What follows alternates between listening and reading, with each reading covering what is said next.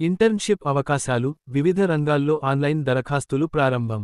అమరావతి, విద్యార్థులు, యువత కోసం వివిధ సంస్థలు కొత్త ఇంటర్న్షిప్ అవకాశాలను ప్రకటించాయి.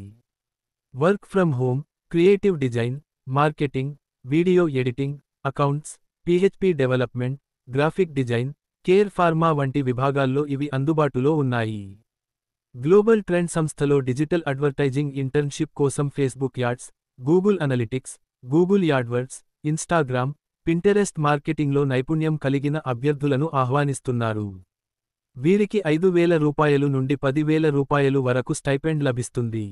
పాకెట్ ఎఫ్ఎం సంస్థలో వీడియో ఎడిటర్ ఇంటర్న్షిప్ కోసం అడోబ్ ఫోటోషాప్, ప్రీమియర్ ప్రోలో నైపుణ్యం కలిగిన వారికి రూ. 15,000 నుండి రూ. 20,000 వరకు స్టైపెండ్ అందుతుంది.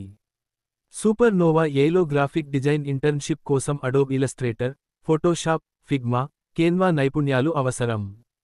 వీరికి రూ. 15,000 నుండి రూ. 35,000 వరకు స్టైపెండ్ లభిస్తుంది. జైలా హెల్త్లో కేర్ ఫార్మా విభాగంలో ఫార్మకాలజీ నైపుణ్యం ఉన్న వారికి రూ. 10,000 స్టైపెండ్ అందుతుంది. దరఖాస్తుల చివరి తేదీ సెప్టెంబరు 13.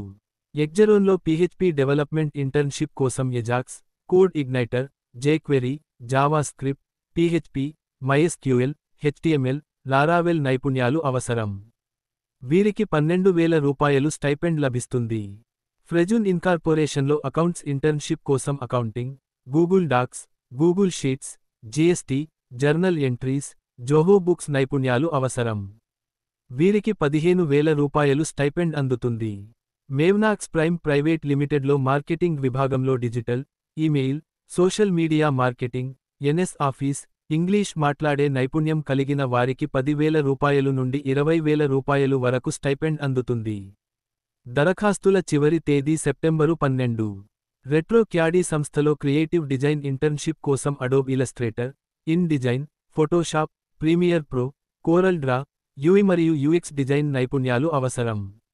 వీరికి రూ. 3,500 నుండి రూ. 11,000 వరకు స్టైపెండ్ లభిస్తుంది. దరఖాస్తుల చివరి తేదీ సెప్టెంబరు 19. ఆసక్తి గల అభ్యర్థులు సూచించిన గడువులోపు సంబంధిత సంస్థల వెబ్ సైట్ల ద్వారా ఆన్లైన్లో దరఖాస్తు చేసుకోవాలని సూచించారు.